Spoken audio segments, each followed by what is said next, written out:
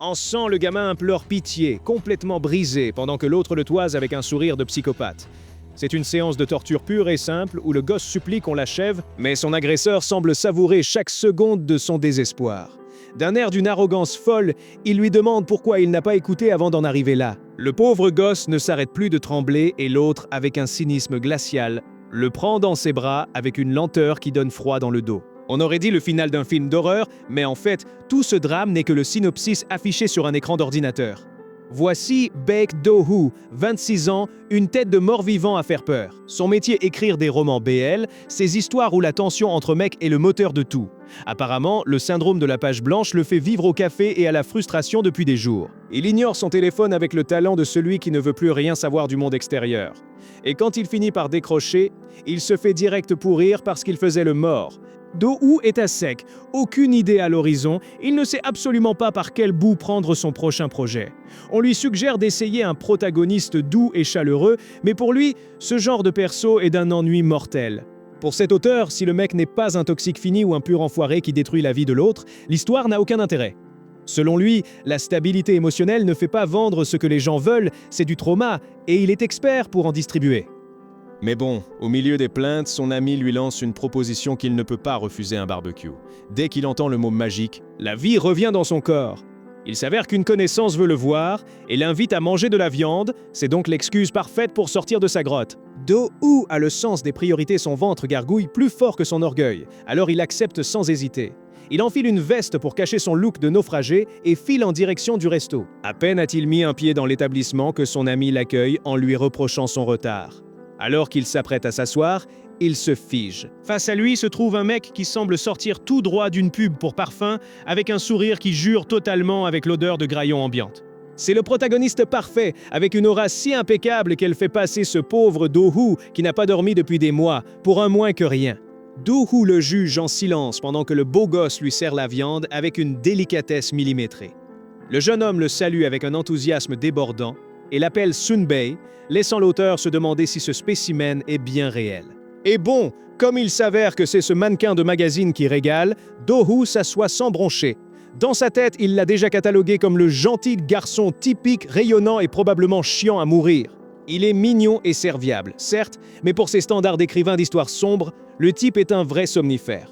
Lui, il aime les personnages qui vous consument la vie, pas ceux qui font attention à ne pas vous tâcher avec la sauce. Son ami se lève pour passer un coup de fil, le laissant en tête-à-tête avec le blondinet étincelant. Le silence devient pesant, mais le mannequin brise la glace en mentionnant qu'ils se connaissent déjà. Il se trouve que le garçon a joué dans une pièce que Do-woo a écrite il y a longtemps et il est resté fasciné par sa plume. C'est là qu'il montre ses vraies intentions, il commence à le couvrir de fleurs et lui lâche une petite allusion sur le fait qu'il devrait sortir une nouvelle œuvre bientôt. Prétextant qu'il est débordé de travail, Do-woo le remet direct à sa place, mais le modèle ne lâche pas l'affaire et lui sert un verre pour essayer de le dérider. Do-woo se méfie des gens trop parfaits, ils sont souvent les plus lourds, même s'il doit admettre que le gamin est un vrai plaisir pour les yeux. Il se met à l'analyser sous toutes les coutures, de ses cils jusqu'à sa carrure imposante. En bon auteur de romance, il est déjà en train de le cadrer dans son esprit, calculant la distance idéale pour un de ces baisers qui conclut un chapitre. Il est tellement absorbé par le paysage qu'il en oublie la bouteille qu'il tient en l'air et finit par tremper complètement le pauvre gars avec l'alcool. Do-woo meurt de honte, mais le blondinet le rassure avec un sourire en lui disant que ce n'est rien du tout, puis il s'éclipse vers les toilettes pour s'éponger un peu. Do-woo le regarde s'éloigner en se disant que c'est bien dommage qu'il soit aussi collant, parce qu'avec une tête pareille, on lui pardonnerait presque tout. Pourtant, à peine a-t-il franchi la porte des toilettes que son masque de gendre idéal vole en éclats. Il s'asperge le visage avec rage en lâchant un juron bien senti, on voit que jouer les fans transis lui coûte bien plus qu'il ne veut l'admettre. Au fond, le petit acteur a beaucoup moins de patience qu'il n'en a l'air et il est à deux doigts de tout envoyer valser.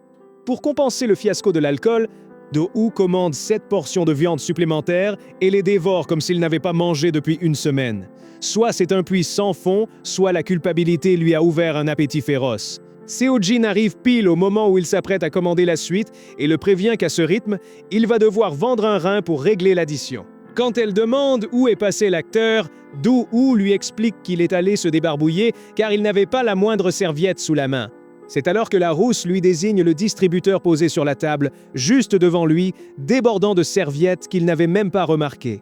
Soit le blond est totalement à l'ouest, soit il a sauté sur l'occasion pour fuir un instant la tête d'enterrement de l'auteur. Seo-jin en profite pour lui suggérer de s'inspirer du physique de Joo Eun. Pour son prochain bouquin avec un visage pareil, il ferait un protagoniste idéal. Mais Do-woo fait la fine bouche pour lui, l'acteur a un air bien trop angélique pour les histoires sombres qu'il a l'habitude de pondre. C'est le moment que choisit le blond pour revenir, les cheveux encore humides, comme s'il sortait tout droit d'une pub pour shampoing. Le type irradie une telle aura qu'il en devient presque éblouissant. Do-woo reste scotché et commence malgré lui à l'imaginer dans tous les clichés possibles l'athlète star du lycée, le prince charmant de contes de fées, ou encore la beauté tragique qu'on a désespérément envie de sauver. Le problème, c'est que le gamin est une crème, alors que l'écrivain cherche quelqu'un de beaucoup plus brut de décoffrage. Il continue de l'observer fixement pendant que le blond garde un visage neutre finalement. Cette expression vide l'aide enfin à esquisser un personnage. Manque de bol, Joo Eun lui décoche un sourire d'une tendresse absolue, brisant net le profil de méchant qu'il était en train de bâtir. C'est déroutant, il est tellement aux petits soins que l'auteur finirait presque par s'en vouloir de se méfier de lui. Mais le calme est de courte durée, un ivrogne insupportable débouille de nulle part et s'affale lourdement sur les épaules de Do-woo. Le type est hors de lui parce qu'on ne répond pas à ses appels et il compte bien s'incruster au dîner sans y avoir été invité. Alors que l'ivrogne se prépare à faire son grand numéro, Seo-jin explique à voix basse que ce type est un cas social bien connu de la fac d'éco. Apparemment, il a une personnalité détestable et il a essayé de saboter la carrière de l'acteur l'an dernier, avec un coup tordu qui s'est retourné contre lui. Do-woo, lui, reste dans sa bulle et continue de manger tranquillement en savourant le spectacle pour lui. C'est comme voir son propre scénario prendre vie sous ses yeux. Il se dit qu'il y a toujours un envieux pour s'obséder sur le héros, persuadé que la réalité lui a volé sa place. Seo-jin lui donne un coup de coude pour le réveiller car l'auteur est tellement distrait qu'il ne voit pas que le nouveau venu devient de plus en plus agressif. L'importun est rouge comme une pivoine et bafouille que Joo Eun n'est qu'un hypocrite, lui hurlant d'arrêter de jouer les seins tout en lui enfonçant rageusement le doigt dans le torse. L'acteur ne bronche pas, mais son regard se glace alors qu'il encaisse les provocations. Il essaie de rester digne et lui demande de sortir pour s'expliquer au calme, mais l'autre n'entend plus rien et n'a aucune intention de se calmer. Le type pousse un cri et se dégage d'un coup sec. Il explose son verre contre la table. Le fracas du verre brisé plonge instantanément le restaurant dans un silence de mort. Tous les regards se braquent aussitôt sur eux. Do-woo se retrouve trempé, l'alcool lui dégoulinant sur le visage sous les yeux médusés des clients. L'écrivain reste pétrifié, voyant tout basculer en un éclair à cause d'un envieux qui a forcé sur la bouteille. L'ivrogne vient de l'arroser de gin, lui offrant l'excuse parfaite pour que la scène suivante n'ait pas besoin de scénario, mais d'un médecin. La tension est à son comble. Le jeune homme ouvre les yeux et tombe nez à nez avec le visage d'ange de l'acteur, à seulement quelques centimètres du sien. Ce serait un réveil de rêve si son front ne le lançait pas autant, et si cette odeur de gnôle ne lui collait pas autant à la peau. Joo Eun le soutient avec une inquiétude digne d'un film, lui demandant s'il a des vertiges. Forcément, quand on se prend un verre en pleine tête, on s'attend au moins à ce que le monde tourne un peu. Seo-jin, furieuse, veut déjà appeler les flics pour faire embarquer le responsable, mais Do-woo la retient. Il ne veut pas faire d'histoire. Il se lève tant bien que mal, couvert d'alcool et la dignité en lambeaux.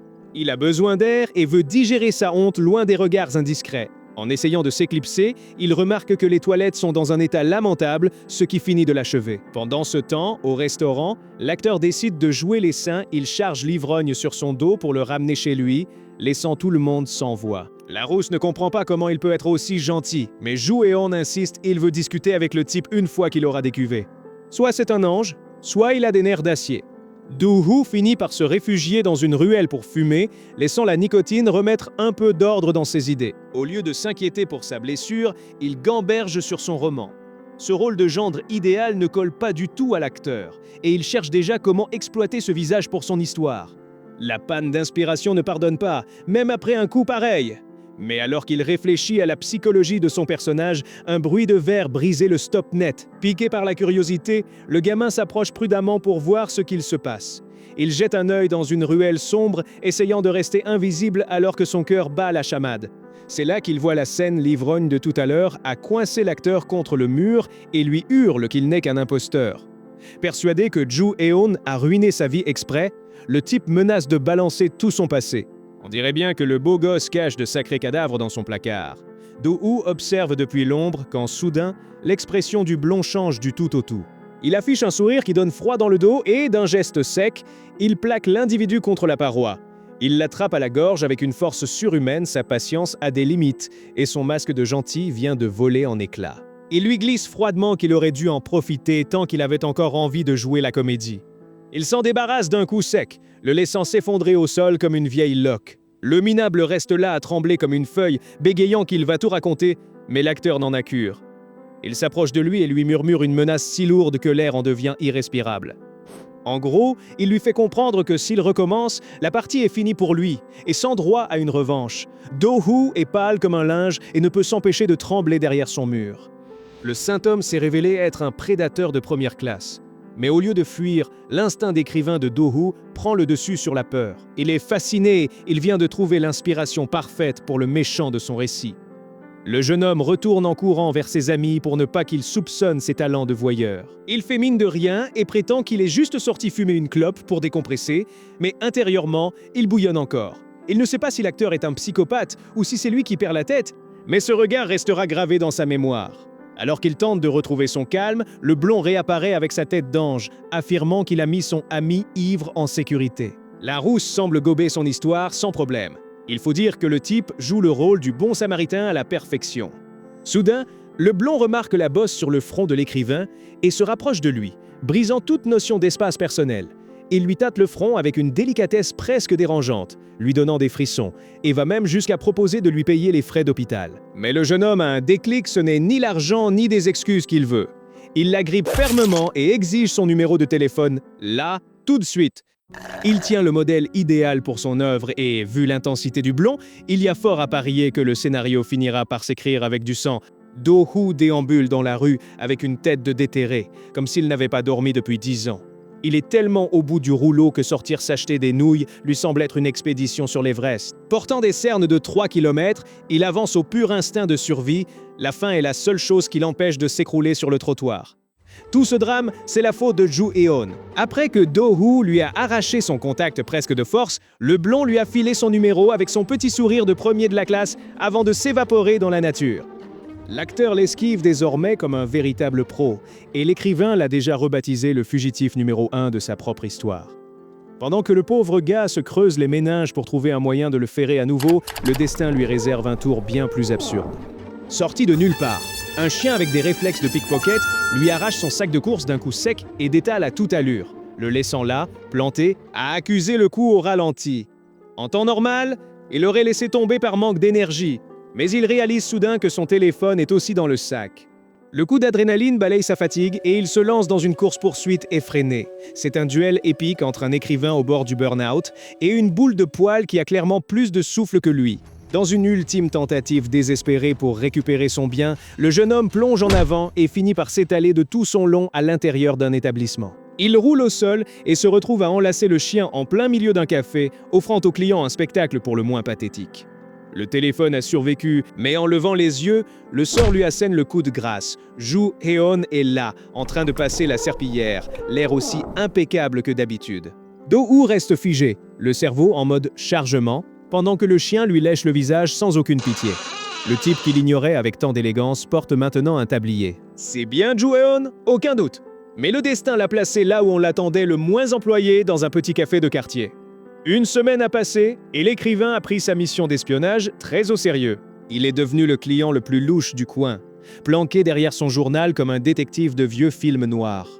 En 7 jours, il a tout appris. Le blond à 24 ans, étudie la gestion et c'est l'employé modèle qui cuisine même super bien. L'endroit est si calme que c'est le spot parfait pour s'enfiler 3 kilos de gâteau tout en le surveillant de loin. Mais le plus intéressant se passe derrière le comptoir. La patronne du café arrive et le traite comme son propre petit frère. Et Ju-eon joue les voisins parfaits. Sourire, politesse et une chaleur humaine à laquelle Do-hoo ne croit pas une seule seconde.